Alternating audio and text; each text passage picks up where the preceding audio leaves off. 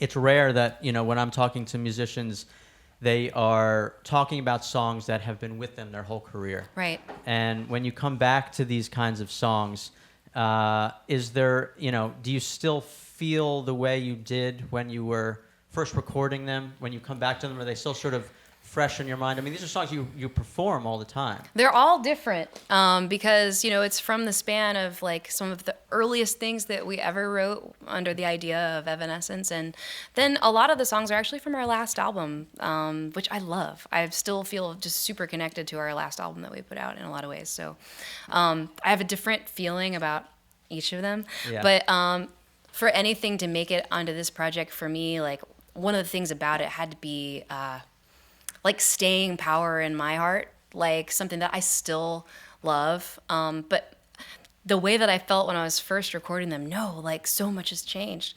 Totally different approach, totally different feelings about most of them, especially the really old ones. I remember going in to record Bring Me to Life. There was so much pressure and drama and like fear and insecurity and newness and excitement and amazingness and just every big feeling at once, to the point that I could barely function. Like I remember singing and just trying to still find kind of what I thought my identity was as a singer. Yeah. And not even really realizing that. I was 20.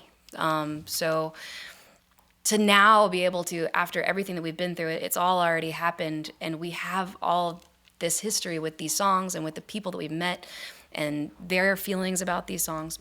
It just gives it a new weight, a new gravity, and the meaning is actually grown into something completely else. Like, it means more to me now than it ever did before. It's such a big part of my life. Yeah, it's amazing. So it feels really good. It feels really nice to be able to show that those songs still have a current living life, that just, it's not just frozen in time, Bring Me to Life. It's not just that one recording. There's so much that's happened since then through us playing live and everything else that's happened over the years, that it's nice to show it now. I mean, just to do it now. Yeah. Yeah. In terms of like the title of the album is Synthesis, and as I was listening to it, I guess what I took from that on a surface level anyway is sort of the marriage of the very organic and analog, right. orchestral, Yeah. and then the programmed beats and the electronics, right. which is something that you've always kind of weaved through your music through the years. Is that sort of what you were thinking when you made the album? That is the basic idea of the title of everything, Synthesis. It's about those two kind of seemingly opposite things, like marrying together in a very beautiful way, where it's not all about contrast. Actually, it's about them working together. Part of that being able to happen has to do with David Campbell, who is very forward-thinking artist. He's incredible. Like, his mind does things where sometimes I'm like, I don't even know what you mean. Like, I want to hear it, but I don't totally. And then you're like, oh wow. Like, I feel like this whole thing has been it always is like educational for me, but this one, especially getting to work on such a long-term level and like ground up level with him, was really just good for me. I feel very awesome about that. I'm very proud of that. But he gets into that programming stuff. Like, he likes that kind of music. He's not just this stuffy classical guy that only likes score and orchestra. Like, he loves cool, interesting music using sounds that you wouldn't normally expect would be a part of music. Like, it's just very creative. So since we were working on it together from the beginning, Will would have some programming idea and some sample thing happening, and then David would hear that and go, oh, well, what if the woodwinds like pulse back and forth and left and right, and it creates that tension that you're doing on that arpeggiator, and like we'll make that go hand in hand with something that's actually living live in the orchestra, to a point where the stuff is very blended in a really cool way that could only have happened through that collaboration. Yeah, it's seamless. I mean, it sounds seamless on the record. And so I'm wondering, when you're putting these tracks together and you have these sort of, in some ways, disparate sounds, you have this incredible orchestra and you have these electronics, which is one usually the foundation and the other kind of fills in, or do you build from one spot to another? How do they sort of come together as you're creating these tracks? I wanted everything to have its own moment to shine on this. So instead of it just being like building stuff on top of the songs that we've already have that you guys have already heard, instead, a lot of it was actually subtractive. A lot of it was about moving things aside to just shine on one thing that you probably didn't notice before or that wasn't there before, to give it a totally new, like put that in a new light. So I wanted there to be moments where you're just hearing nothing but like orchestra and vocals. I wanted there to be moments where it's really focused on the electronic side. I wanted to have times where it's literally just a vocal. Like I wanted to leave room for everything so you can really, I don't know, truly appreciate everything that's going on at the same time sometimes. Yeah, was there a lot of collaboration? So you have Will Hunt, who is really kind of behind the rhythm, and you have David Campbell, who is running the orchestra, basically. Right.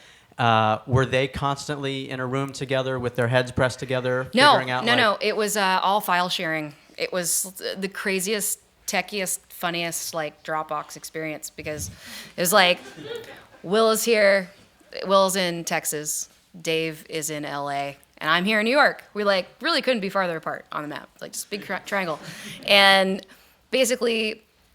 They all started with like I'm listening to songs and started with like 20 songs and we started whittling it down to what was happening.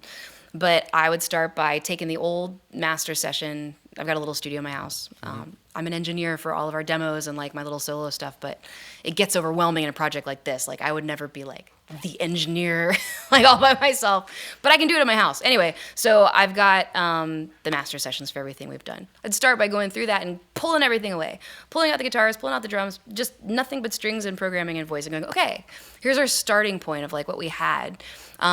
Where can we take this? And then I would start like by making some ideas or whatever, just creating that skeletal version, and then upload that for them to hear. And then Will maybe would take it and go, oh, cool. I just like did a basic run of like what I think would feel cool programming over this whole thing. And by the way, I thought it'd be cooler if like the bridge was doubled and it was instrumental at first and then the stuff comes in. So I did that.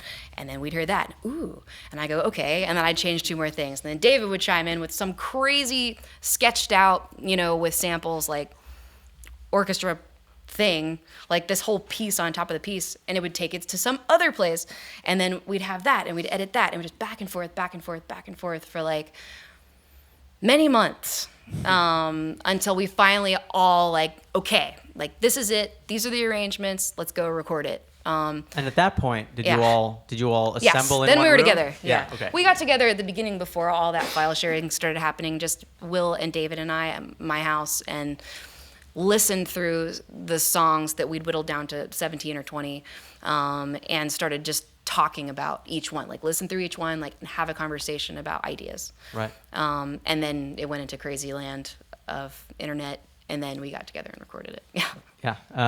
And in terms of the orchestra, which is a phenomenal sounding body on this record and so kind of forceful and clear. Thanks. There is a certain, I guess, like a ceding of control in some ways when you have a conductor, an orchestrator like that. I mean, was there ever any concern on your part? I mean, I know you've worked with David Campbell before, so you guys have a working relationship in leading up to this. But in terms of, are there any moments where you're thinking to yourself, I don't know if I would go that way, but he has such control of the orchestra. That's what's cool about David. Like, he doesn't make it like I can't approach him. Like, I can't tell him what I really think or what I really want. After all. Yeah. I mean, I chopped out lots of stuff that he did, and would send it back and be like, I like it better like this. Sorry. Yeah. But then he loves that. Like, it's more like, let me just do everything, and then you show me what you love, and like we'll go from there. It was very collaborative. And I would have ideas too that I would map out, like with my crappy fake strings pad on my keyboard or whatever, and send them be like, hey, what about this? Like at the beginning of the album, like where it's kind of rooted in some old, very early Evanescence stuff. And I had it in my head that like, oh, this could build from nothing, and it's just cool. It's cool the way that, and he would hear that and appreciate that and not be like, you don't know what you're doing, which he could totally do, and I'd be like, okay, you're right. But yeah, this means a lot to me, and he recognizes that too. Like, this is Evanescence. Like, you tell me what you want too. Like, Right. very, very collaborative. Right, and the musicians in the room. You know, Mm-hmm. I think if I was, you know, reading about the making of the record coming into it, I know that a lot of them sort of realized what they were working on, like the moment that they got there on the first Yes. day. Yeah, that's right. And so, was there a period? You know, I mean, obviously these are extremely talented and skilled, Yeah. you know, experienced musicians. Yes. But was there a little bit of a grace period of trying to get the sound out of these players that you heard in your head, that maybe they were kind of coming from a different place and you needed to sort of move them Well, over I think here? that's a part of any recording process, even with my own voice, is like you get in there and you start tracking, and it's like, okay, and that's why you need a producer, honestly, like to hone in somebody with like a big picture vision, and then you're working on it, like somebody to say, hey, try this, you know? And, oh, we're all working on it together. So yeah, we were in that studio for 3 solid days, just focused only on the orchestra, looking at the score, like really focusing on each part and totally making some things better than the first time that it came out. I mean, that was really a big part of David's job. Right. But those were really, really top level musicians who came in there and right away, like, were giving me goosebumps. So it was also just a pleasure to listen, you know? And it was, I always would feel like, I hope I don't miss something by not being in the control booth, but I really want to go in the live room right now. And like every once in a while, just for a few minutes, like just for one take, go sit in the live room where you can't hear anything but what they're doing, you know, you can't hear the context. Right. But just to hear the power of what it sounds like in the room. I'm so excited to go on tour like that. With it's not the same players, obviously. It will be in Nashville. Mm-hmm. But to go on tour with those live, real orchestra instruments, it's a completely different thing to play music live like that than Absolutely. It is to have so much going on, and we're pretty rehearsed, and like there's a big loud click in my ear and a lot of stuff going on, and it's like, it's what it is. Does that sort of gradually, does the tour, I mean, you know, you're not on it yet, but will the tour sort of evolve as you go night to night, or is this the thing where like you get out there on the first show and everyone knows their parts and it is sort of etched in stone? Or do you feel like, you know, a month into the tour, you will still be making changes, tweaking this part, maybe moving that up or down? I mean, is this an organic thing as you go? The parts, you know, by nature, they're written. They have to be sent to the musicians to learn. They're reading them there, yeah. Right. But with what we do, we're taking out a conductor, you know, and she'll be, you know, practicing with them every day before every show. It's going to be a different group in each place. Oh, interesting. So, yeah. So the musicians are not, like, on the tour. No. You are sort of meeting them as you get to each city. So every show is a new experience. Of modern rock. It's a little bit scary. Yeah, I would imagine. For them as much as because you they can never get comfortable. They get one chance. Right. And we can learn things as we go, but we're going to be with a new group every night, so there's just variables. Right. But I think it will grow in terms of just learning what we're aiming for, and hopefully just like feeling totally comfortable in that. I think there's going to be a new nakedness, like where anything could happen, because there's a lot of moments that there is no click. There's a conductor, and we're all looking at each other and really being expressive in the moment and going for it. And some nights you feel different than other nights, and that's just going to be a different show. I'm really looking forward to that. It's a challenge. It really is. But it's a beautiful one, because that's the way music feels to me when I'm really at my most comfortable place, like when I'm alone by myself, like at the piano, like that's how it's supposed to flow, you know? Yeah. It's going to feel really good to have the ability to do that live. It's also a scary challenge, but like I'm excited for it. I'm ready. Yeah.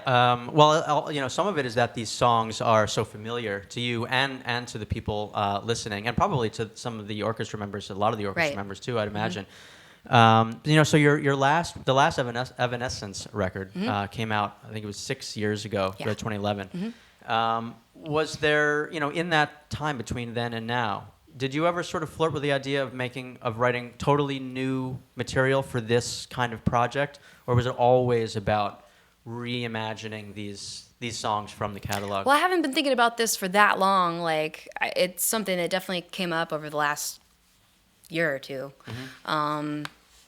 But like I was saying earlier, I'm kind of I need to be open to anything. I need to be able to just change my mind creatively and try something totally different and just have that be okay. Because I feel like when you're passionate about something, when you're really doing something just because it feels right, that's when I feel like it makes sense and I'm doing my best work. Yeah. Not when it feels like, okay, I have a plan. I've had a plan for years. I'm finally going to do this plan. Or like, people expect this certain thing out of me, so I'm going to give them what they want. I hate that. That's the worst. So hard. Don't ever tell me what you want. It's never going to happen. And I don't mean to be that way. I just can't. It's got to come from a pure place, or I don't believe myself and I get grossed out. There must be some kind of element of that when you're working with an orchestra like this, because so much of the music, like you said, it's written there on the page. These arrangements really have to be played just so every night. Yeah. So there is got to be a certain element of, not preparedness, but Yeah. There's some element of that is not changing. You're not going Right. to improvise No, on right, stage. right. Is that something that you're comfortable with? I feel fairly comfortable with that. I feel like we pretty much do that. We as a band now, have a great band. They're all really, really talented musicians. They're all really creative and really versatile. They're all fast learners. So we're at a place now where we can get together at soundcheck and make a decision about something we're going to do that night that we haven't done before, and change a song. We've done that a lot on the last couple of tours, which is really fun. But for the most part, then we lock in and work on executing that for the next few shows at least. Mm-hmm. So there's always a plan in place, not like, oh, what's he going to do? Which me for 8 bars, and you never know. There's kind of always some kind of plan that we made at least that morning. Yeah. So I feel good about that. And tell me a little bit about. So there are 2 new songs on this this record, "Imperfection" and "High Low." Uh-huh. Were those? Did you know that you wanted to get a couple of new compositions on the record when you started out? Yeah, that's the other point of that word synthesis, is about like past and present. Yeah. So it's revisiting songs like My Immortal, but in a place of now, and also tying the new music into it and creating something that all flows together as one thing in this moment, but it's actually going back in time into the future and all Right. of that. So And yeah, I knew I wanted new music to be a part of it. And were you were confident that the new music that you were writing for this would have that synthesis with the older Evanescence songs? Yeah. In terms of It has to go with the the format same of this Yeah. project. Totally. Yeah, and you sort of wrote them with that kind of in mind. Well, like I'm writing Hilo- this for orchestra. Yes, Hilo already existed, unfinished. So it was, any song comes from like a chord progression and a melody.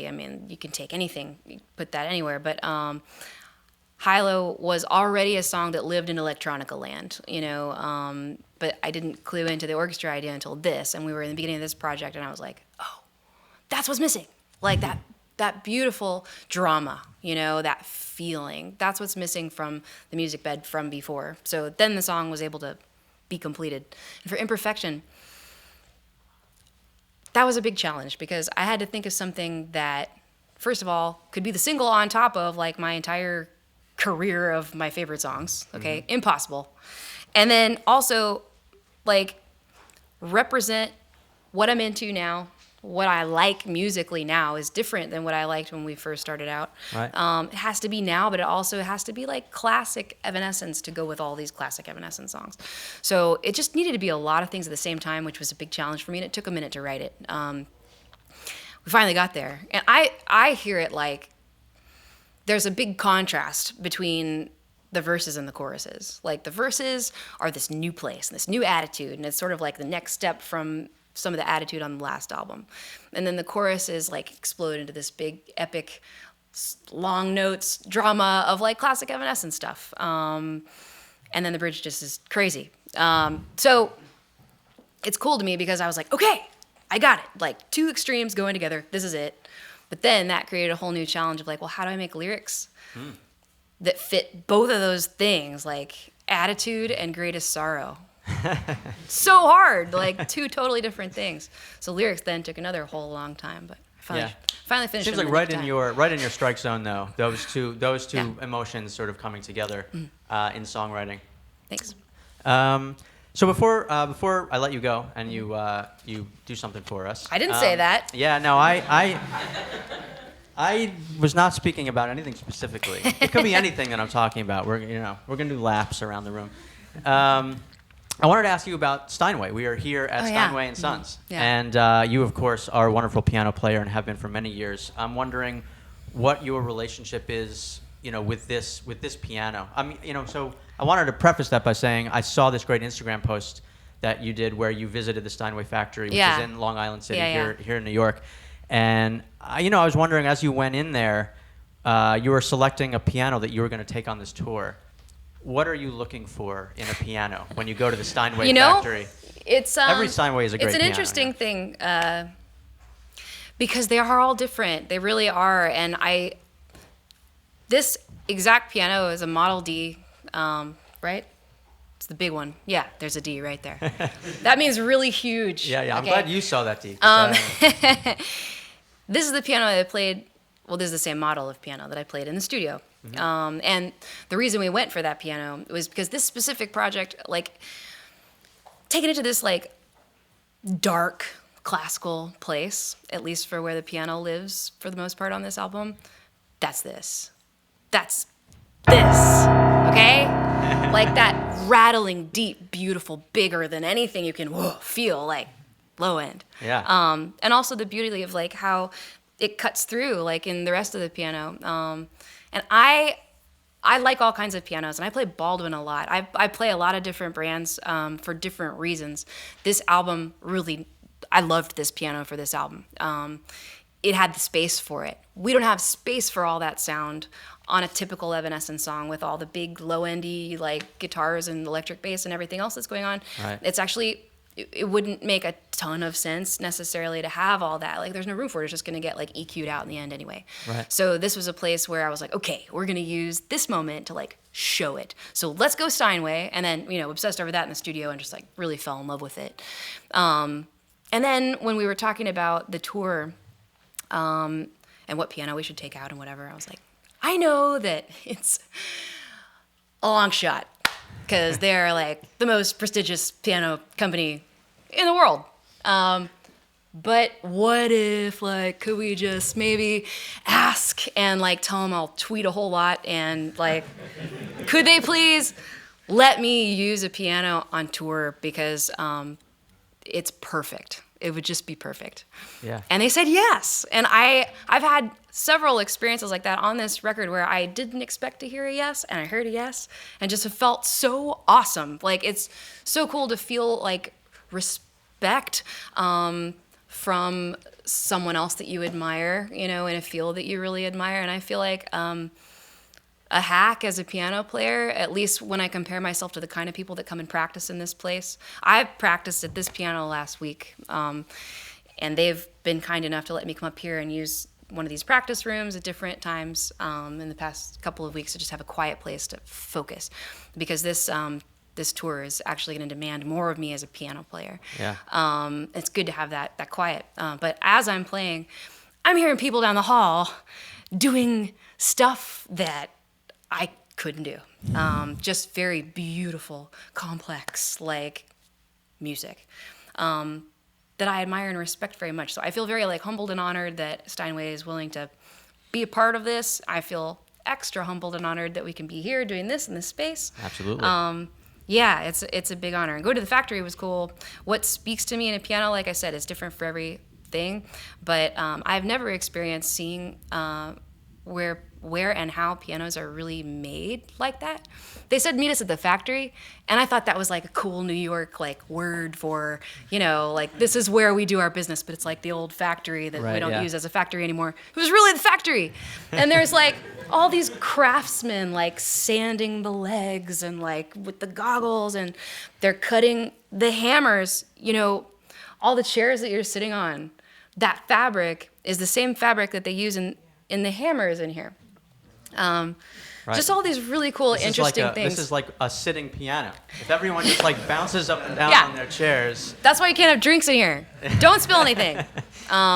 So it's all been a really beautiful educational experience so far with all of it, and I'm looking forward to learning more. Yeah.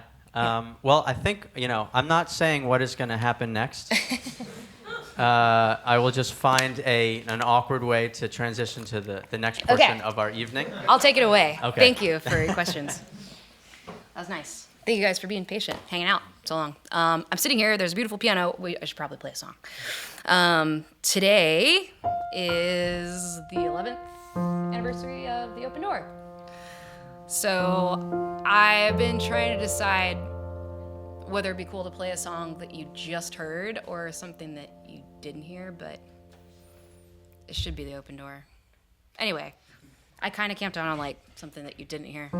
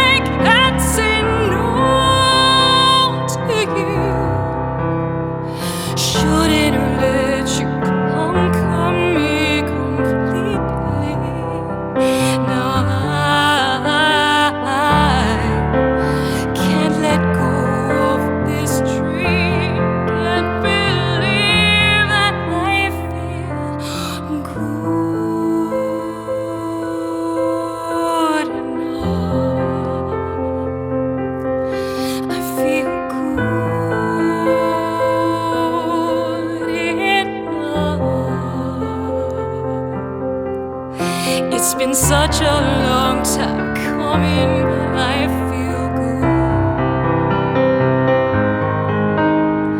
And I'm still waiting for the rain to fall,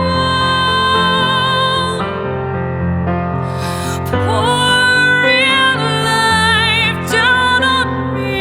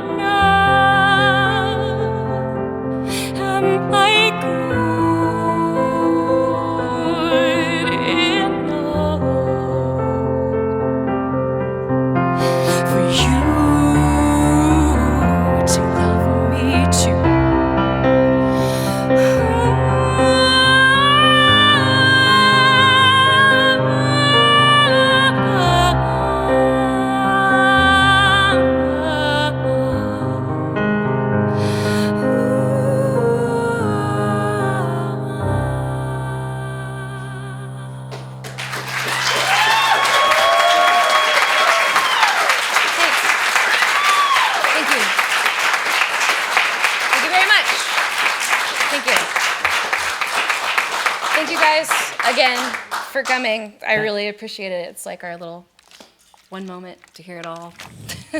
One time through before I go on. Is it weird to sit in a room full of people and watch them listen to your It was album? nice. Yeah? Yeah. I always feel like I'm in the hot seat. But I Yeah. got to sit in the back and watch everybody else. Have you been through album listening, like parties or Yeah. things for your other albums? Yeah. Yeah. Does it get any easier But I don't or always, harder? I haven't always sat in. Like, it's like, oh, I'm waiting somewhere else. And then I come in and we talk about it. This is more like, I want to just actually sit there and listen, together. And this was, as you mentioned earlier, this was actually not the mix that you That was the 5.1. It's like the surround sound mix. We have like surround sound speakers built in this awesome room. So I Yeah. was like, yeah, let's do it. And then I realized at the start, I was like, oh, I haven't actually heard this mix yet. We worked so hard on like the stereo mix. I'm like I have a lot of notes. I'm very demanding. Yeah. But the 5.1, like I was like, okay, we got stereo, like do that. But it's actually different. So I was sitting there going, oh man, there's stuff you're not hearing. But that's okay. You'll hear Right. it. You've probably You'll hear never it. been to an Evanescence concert when not on the stage. Never. That would be difficult. Never. Yeah. That is something I would really, really like to do. It would be an incredible I would. accomplishment. I've got to say, not musicians have ever pulled that off. I know it's hard. It's hard to know what to fix. You Yeah, know, that's I just right, got to that's go right. up there and do my best. Hope it looks cool. Check it out on YouTube.